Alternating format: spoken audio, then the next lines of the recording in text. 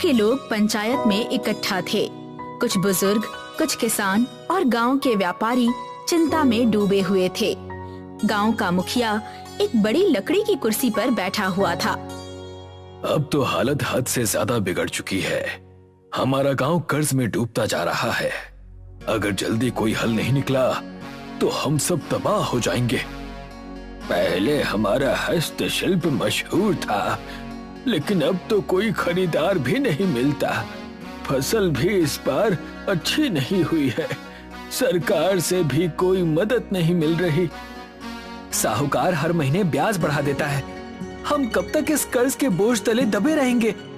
माधव, जो एक पेड़ के नीचे चुपचाप किताब पढ़ रहा था, उठकर चौपाल की ओर आता है। गांव के लोग उसे देखकर हंसने लगते हैं। अरे देखो, मंद बुद्धिमान भी आ गए। अब ये कोई जादू मंत्र पढ़कर कर्ज मिटाने का उपाय बताएगा। माधव भैया, किताबों में कोई ऐसा मंत्र लिखा है क्या जिससे पैसे बरसने लगे? गांव के लोग ठहाके लगाते हैं। माधव मुस्कुराता है, लेकिन चुप रहता है। माधव, तुम्हें तो दुनियादारी की कोई समझ ही नहीं है। तुम तो अपनी किताबों में ही उलझे रहते हो। समस्या कोई भी हो, उसका हल हमेशा ज्ञान में ही छिपा होता है।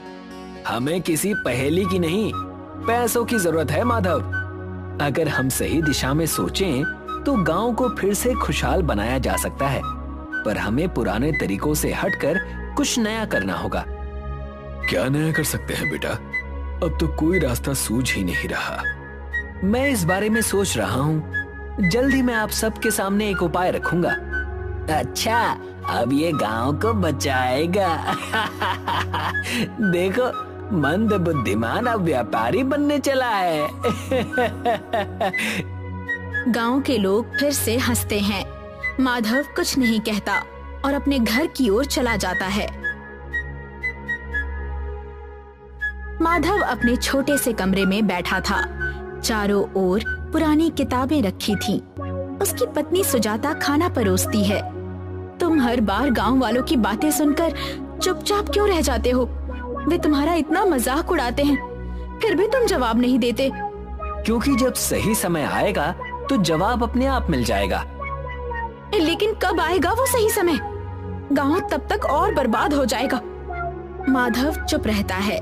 अचानक उसकी नजर मेज पर रखी एक पुरानी किताब पर जाती है।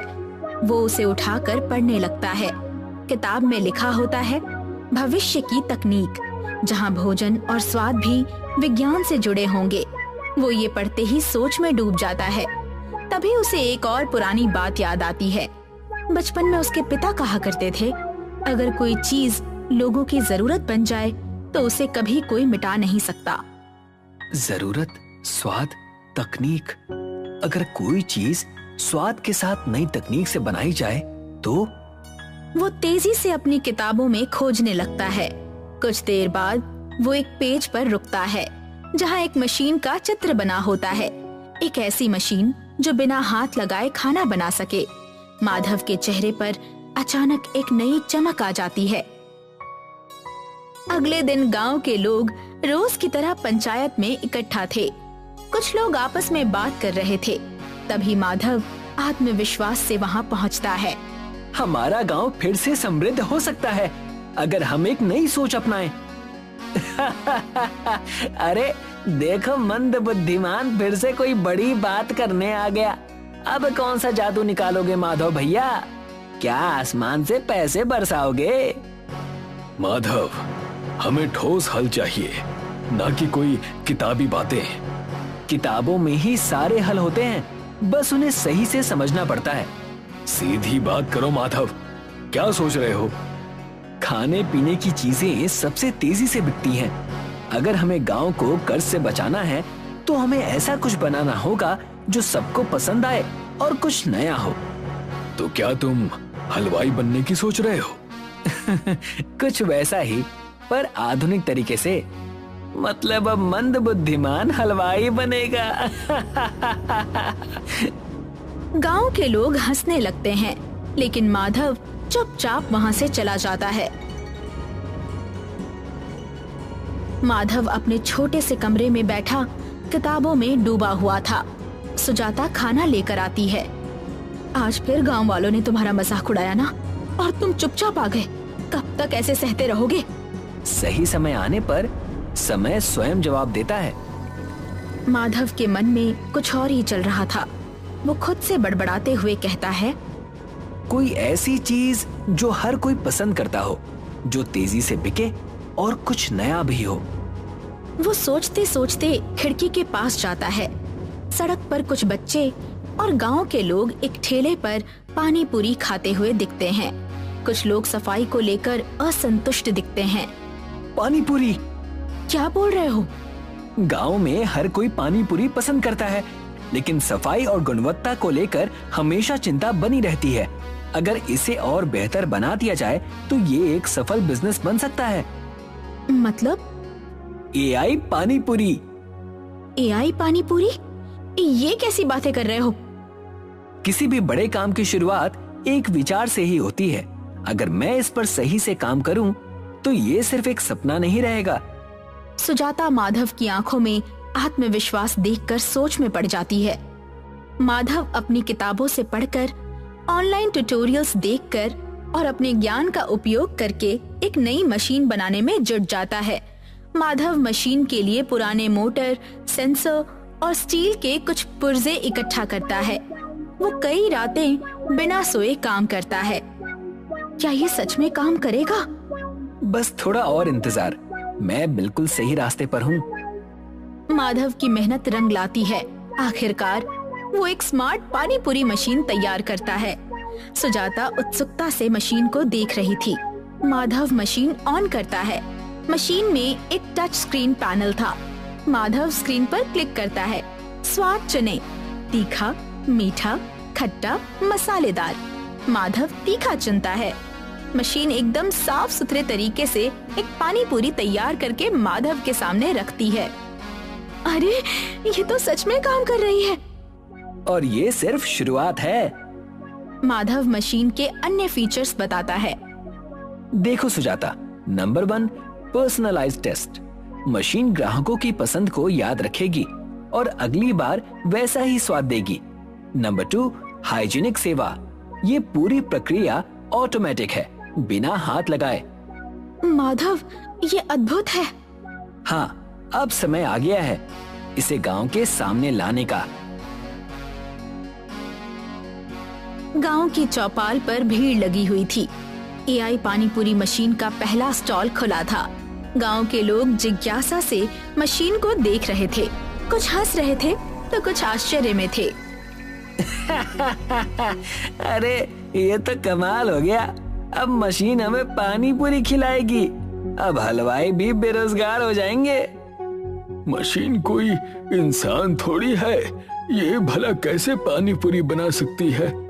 हे AI भगवान, हमें माफ करना, हमने तुझे हलवाई समझने की गलती कर दी। भीड़ ठहाके लगाती है। माधव चुपचाप मुस्कुरा रहा था। वो मशीन ऑन करता है। टच स्क्रीन पर विकल्प दिखाई देते हैं। तीखा, मीठा, खट्टा, मसालेदार। जो भी पानी पूरी खाना चाहता है वो अपनी पसंद चुन सकता है। गांव के कुछ बच्चे उत्सुकता से मशीन के पास आते हैं। एक बच्चा तीखा विकल्प चुनता है। मशीन तेजी से काम करती है। एकदम साफ सुथरी और कुरकुरी पानी पूरी गिरती है। बच्चा एक पानी पूरी खाता है। अरे, ये तो बहुत मजेदार है। ऐसी पानी पूरी तो मैंने कभी नहीं खाई। बिल्कुल सही मसाले, एकदम बढ़िया। तो सच में मशीन इंसानों से भी अच्छा बना रही है। माधव, ये तो कमाल की चीज है। धीरे धीरे गांव के बाकी लोग भी पानी पूरी चखते हैं और दंग रह जाते हैं। गांव के बाजार में AI पानी पूरी मशीन की चर्चा जोरों पर थी। आज माधव ने दिखा दिया है कि सही सोच और मेहनत से क्या हासिल किया जा सकता है। अब ये मशीन हमारी पहचान बन गई है। माधव अपनी AI पानी पूरी मशीन का डेमो बड़े इन्वेस्टर्स के सामने दे रहा था। इन्वेस्टर्स मशीन देखकर प्रभावित होते हैं। ये तो सच में गेम चेंजर हो सकता है। स्वाद, सफाई और टेक्नोलॉजी, ये तीनों चीजें इसे एक बेहतरीन बिजनेस बना सकती हैं। माधव के चेहरे पर सफलता की चमक आ जाती है। उसकी मेहनत रंग ला रही थी। कुछ सालों बाद माधव पुरी वाला एक ब्रांड बन चुका था। दुबई, अमेरिका और लंदन तक इसके स्टॉल खुल चुके थे। गांव में जश्न का माहौल था। मुखिया माधव को सम्मानित कर रहा था। हम सबने माधव को बेकार समझा, लेकिन उसने हमें साबित करके दिखाया कि असली बुद्धिमान वही होता है जो समय से आगे सोचता है। माधव, हम पहले तुम्हारी हंसी उड़ाते थे, लेकिन अब हम सब तुम्हारे नाम की मिसाल देंगे। अब मंद बुद्धिमान नहीं, माधव एआई पूरी वाला कहेंगे। सब हंसते हैं और तालियां बजाते हैं। माधव मुस्कुराता है। पुरीगंज नाम का एक गांव था, जहां पर सुरेश नाम का एक व्यक्ति अपने माता पिता के साथ रहा करता था। सुरेश को पानी पूरी खाना बहुत पसंद था। सुरेश और गांव के काफी लोगों को दूसरे गांव जाना पड़ता था। माँ, थोड़े पैसे मिल सकते हैं? मुझे पानी पूरी खाने जाना है। नहीं, बिल्कुल भी पैसे नहीं मिलेंगे। 20 रुपए के पानी पूरी के लिए 40 रुपए खर्च करके पानी पूरी खाने जाते हो तुम। माँ, अब क्या कर सकते हैं? हमारे गांव में पानी पूरी वाला तो है ही नहीं। इस गांव में बड़े पहाड़ को छोड़कर और कुछ नहीं है। जब सुरेश अपनी माँ से ये बात कर ही रहा होता है, उतने में ही सुरेश के पिता वहाँ आ जाते हैं। बेटा, तुम जब देखो तब सिर्फ पानी पूरी खाने की ही बातें करते रहते हो। ये सब छोड़कर कोई काम धंधा क्यों नहीं ढूंढ लेते? मेरे हाथ खेती कर कर के घिस चुके हैं। हाँ पिताजी, मैं काम ढूंढ लूंगा। जब देखो तब आप मुझे ताना देते रहते हैं। अच्छा छोड़िए, थोड़े पैसे दे दीजिए। पानी पूरी खाने दूसरे गांव सुभाष नगर जाना है। बेटा, तुम कब सुधरोगे? सुरेश के पिताजी सुरेश को पानी पूरी खाने के लिए 50 रुपए देते हैं और सुरेश गांव के बड़े से पेड़ के नीचे जाकर अपने दोस्त रोहन का इंतजार करने लगता है। रोहन थोड़ी ही देर में वहां पहुंच जाता है। क्या हुआ? तुम इतने चिंता में क्यों लग रहे हो? अभी क्या बताऊं रोहन, माँ और पिताजी दोनों ही काम ढूंढने के लिए दबाव बना रहे हैं। मैं काम तो करना चाहता हूँ, मगर कोई काम मिले तब ना। बात तो सही कह रहे हो। अब मुझे ही देख लो, मैं कब से काम ढूंढ रहा हूँ, मगर मुझे अब तक कोई काम नहीं मिला। खैर छोड़ो, जल्दी चलो, नहीं तो सुभाष नगर जाने वाली बस छूट जाएगी। हाँ, चलो। सुरेश और रोहन दोनों ही पानी पूरी खाने के लिए निकल जाते हैं और दूसरी ओर गांव का लालची जमींदार लखन अपने कामगार गुल्लू को अपने पास बुलाता है। बताइए, क्या काम आ गया मालिक? मैं कोई नया व्यापार करना चाहता हूँ।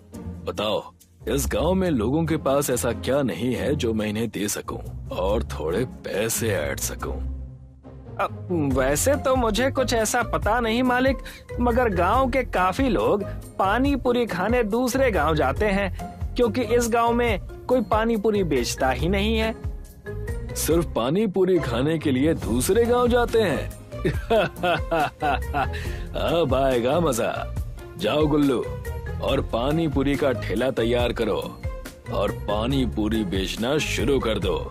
और हाँ, ध्यान रहे, पानी पूरी 50 रुपए के नीचे मत बेचना। समझ आई बात? मगर पानी पूरी तो दूसरे गांव में 20 रुपए की मिलती है मालिक। हाँ, मगर हम 50 में ही बेचेंगे। अब ज्यादा सवाल मत पूछो और जाओ जाकर तैयारी करो। गुल्लू पानी पूरी बेचने की तैयारी में लग जाता है। सुरेश और रोहन पानी पूरी खाकर अपने गांव लौट आते हैं। मुझे विश्वास नहीं होता कि हम सिर्फ पानी पूरी खाने के लिए इतनी दूर जाते हैं, मगर पानी पूरी खाकर सारी थकान एक बार में निकल जाती है। बात तो तुम सही कह रहे हो। काश हमारे गांव में भी एक पानी पूरी की दुकान होती तो हमें इतना दूर जाना नहीं पड़ता। सुरेश और रोहन दोनों ही अपने अपने घर चले जाते हैं और गुल्लू जमींदार की पानी पूरी के ठेले का पूरा इंतजाम कर लेता है। अगला दिन होता है और रोहन और सुरेश एक बार फिर से उसी पेड़ के नीचे मिलते हैं।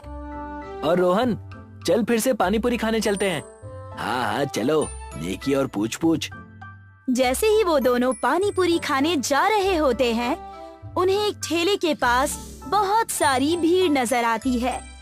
अरे यहाँ इतनी भीड़ क्यों है? चलो जाकर देखते हैं। सुरेश और रोहन भीड़ की वजह से देखने जाते हैं। जैसे ही वो दोनों वहाँ पहुँचते हैं, उन्हें वहाँ पर गुल्लू पानी पूरी बेचते हुए दिखाई देता है। अरे वाह, ऐसा लगता है ऊपर वाले ने हमारी सुन ली। सही कह रहे हो। रोहन गुल्लू से पानी पूरी का भाव पूछता है और दोनों ही पानी पूरी का भाव सुनकर हक्का बक्का रह जाते हैं। 50 रुपए? इतना ज्यादा? दूसरे गांव में तो सिर्फ 20 रुपए में ही पानी पूरी मिल जाती है। उतने में ही जमींदार लखन वहाँ पहुँच जाता है और कहने लगता है, तो वहीं जाकर खा लो पानी पूरी, हमने कहाँ मना किया है। वैसे भी दूसरे गांव में पानी पूरी खाने के लिए भी 50 रुपए ही दे रहे थे ना, तो इससे अच्छा यहाँ दे दो, क्या दिक्कत है। अच्छा, तो ये आपकी दुकान है। तभी सोचूं कि ये इतने ज्यादा दाम में पानी पूरी क्यों बेच रहा है। कोई बात नहीं, हम भी हमारी पानी पूरी की दुकान खोलेंगे और गांव वालों को कम पैसों में पानी पूरी खिलाएंगे। जाओ जाओ, बस गांव में एक मैं ही हूँ जिन्हें बाहर के लोग पानी पूरी की पूरी बनाकर देते हैं। जरा मैं भी तो देखूं कि तुम दुकान कैसे खोलते हो। सुरेश और रोहन दोनों ही वहाँ से निकल जाते हैं और सोचने लगते हैं कि वो कैसे पानी पूरी की दुकान के लिए पूरी ढूंढ सके। तुमने जोश जोश में कह तो दिया, मगर हम पूरी का जुगाड़ करेंगे कैसे? हमें कुछ ना कुछ तो करना ही होगा, वरना ये जमींदार ऐसे ही लोगों से पैसे ऐंठता रहेगा। जब वो ये बात कह ही रहे होते हैं, वहाँ से एक बूढ़ा व्यक्ति बड़ी ही थकी हुई हालत में गुजर रहा होता है। पानी, पानी, कोई मुझे पानी दे दो। आप ठीक तो है ना दादाजी? रुकिए, मैं अभी पानी का बंदोबस्त करता हूँ। रोहन, जाओ पास में जो भी घर हो वहाँ से पानी लेकर आओ। अभी लेकर आता हूँ। रोहन भागकर जाकर पास वाले घर से पानी लेकर आता है और उस बूढ़े व्यक्ति को पानी पीने के लिए देता है और उनसे पूछता है कि वो इतने थक हार कर कहाँ से आ रहे हैं। बेटा, मैं गांव के पहाड़ की चोटी चढ़कर आ रहा हूँ। वहाँ पर खास तरह की जड़ी बूटियाँ और खेत में बोने वाले बीज हैं। अगर आज तुम दोनों मुझे पानी ना पिलाते तो शायद आज मैं जिंदा ना बचता। वो बूढ़ा व्यक्ति इतना कहने के बाद अपने झोले में हाथ डालकर सुरेश और रोहन को वो जादुई बीज देता है और कहता है, जब भी तुम इन बीज को अपने खेत में बोओगे, तब तुम्हें 5 बार उस वस्तु का नाम लेना होगा जिसे तुम अपने खेत में उगाना चाहते हो, और अगले दिन वो उग जाएगा। बूढ़ा व्यक्ति इतना कहकर अपने रास्ते चला गया और सुरेश और रोहन उस जादुई बीज को अपने घर लेकर चले जाते हैं। चलो आज ही जाकर इस बीज को मेरे पिताजी के खेत में गाड़ देते हैं और देखते हैं कि ये सच में जादुई है या नहीं। सही कह रहे हो, अगर ये काम कर गया ना तो हमारी पूरी समस्या खत्म हो जाएगी। सुरेश और रोहन दोनों ही उस बीज को लेकर खेत में जाते हैं और 5 बार पानी पूरी का नाम लेकर उस बीज को खेत में बो देते हैं।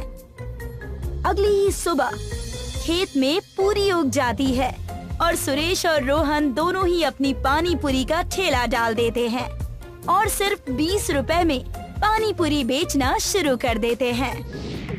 अरे, ये तो बड़ी अच्छी दुकान दिख रही है। जरा एक प्लेट तो लगाना भाई। जी अभी लगाता हूँ। सुरेश अपने ग्राहक को पानी पूरी खिलाता है। मैंने आज से पहले कभी भी इतनी अच्छी पानी पूरी नहीं खाई। मजा आ गया इस पानी पूरी को खाकर। एक काम करो, और 2 प्लेट लगा दो और 2 प्लेट घर के लिए भी बांध दो। धीरे धीरे करके सभी सुरेश और रोहन के पानी पूरी के ठेले पर आने लगते हैं। जब भी पूरी कम पड़ जाती है, पानी पूरी की खेती से पूरी लेकर आ जाता है। गांव वालों ने जमींदार के पानी पूरी के ठेले में से पानी पूरी खाना बंद कर दिया था। ये देखकर जमींदार आग बबूला हो जाता है और अपने कामगार गुल्लू से कहता है, गुल्लू, क्या हुआ? पानी पूरी का धंधा चल क्यों नहीं रहा? मालिक, वो पानी पूरी को 20 रुपए में बेच रहा है और हम 50 रुपए में। और मैंने तो सुना है कि उसकी पानी पूरी काफी स्वादिष्ट है। हमें कुछ ना कुछ तो करना पड़ेगा, नहीं तो सारा धंधा चौपट हो जाएगा। मेरे पास एक तरकीब है। अब कैसी तरकीब मालिक? जैसा मैं कहूँ बस वैसा करना गुल्लू, चलो मेरे साथ। जैसे ही रात होती है, जमींदार और गुल्लू दोनों ही रात के अंधेरे में आकर सुरेश और रोहन के ठेले में आग लगा देते हैं। बहुत पानी पूरी बेचने का शौक था ना, अब बेचते रहना पानी पूरी। अगले दिन जब सुरेश और रोहन अपनी पानी पूरी बेचने आते हैं, तब वो देखते हैं कि उनका ठेला तो पूरी तरीके से जला हुआ है। ये किसने किया? भला ऐसा कोई क्यों करेगा? ये पक्का उस जमींदार का काम होगा। हमारी दुकान की वजह से उसकी पानी पूरी की दुकान नहीं चल रही होगी और वो लोगों से पैसे नहीं ऐंठ पा रहा होगा। मगर मैं हार नहीं मानूंगा, हम फिर से एक ठेला लगाएंगे। सुरेश और रोहन फिर से ठेला बनाते हैं और अपनी पानी पूरी एक बार फिर से गांव में बेचना शुरू करते हैं। और ये बात गुल्लू जाकर अपने मालिक जमींदार लखन को बताता है। क्या उन्होंने फिर से अपना ठेला लगा लिया? जी मालिक, इनके ठेले पर आग लगाने का कोई फायदा नहीं हुआ। तो हम सीधा जड़ पर हमला करेंगे। मैंने सुना है कि सुरेश के पिता के पास एक खेत है जहाँ पर ये दोनों जादुई पानी पूरी की खेती करते हैं। ये तो मैंने भी सुना है, मगर आप करने क्या वाले हैं? चल जाएगा, सब पता चल जाएगा, बस तुम मेरे साथ चलो। जैसे ही रात होती है, जमींदार और गुल्लू दोनों ही पानी पूरी की खेत में आ जाते हैं। तो ये है इनकी पानी पूरी की पूरी का राज। आज सब खत्म कर दूंगा, ना रहेगा बांस और ना बजेगी बांसुरी। जैसे ही जमींदार खेत में आग लगाने वाला होता है, उतने में ही खेत के बाजू में गड़े पेड़ की जड़ें उन्हें जकड़ लेती हैं। मालिक, आप बचाइए, मालिक आप बचाइए। अरे मैं खुद जकड़ा गया हूँ। पूरी रात जमींदार और गुल्लू फंसे होते हैं। अगले दिन जब सुरेश और रोहन पूरी की खेती करने आते हैं, तभी वो जमींदार लखन और गुल्लू को जकड़ा हुआ देखते हैं। मुझे माफ कर दो सुरेश और रोहन, मैं तुम्हारी खेती जलाने के लिए आया था, मगर यहाँ के झाड़ों ने हमें जकड़ लिया। मैं तुम दोनों को आश्वासन देता हूँ कि मैं अपने सारे गलत काम छोड़ दूंगा और पानी पूरी भी 20 रुपए में बेचना शुरू कर दूंगा। ये झाड़ इन खेतों की रक्षा करते हैं। आपको अपनी गलती का पछतावा है, हमारे लिए बस इतना ही काफी है। जैसे ही सुरेश और रोहन जमींदार और गुल्लू को माफ कर देते हैं, वैसे ही पेड़ उन्हें छोड़ देते हैं।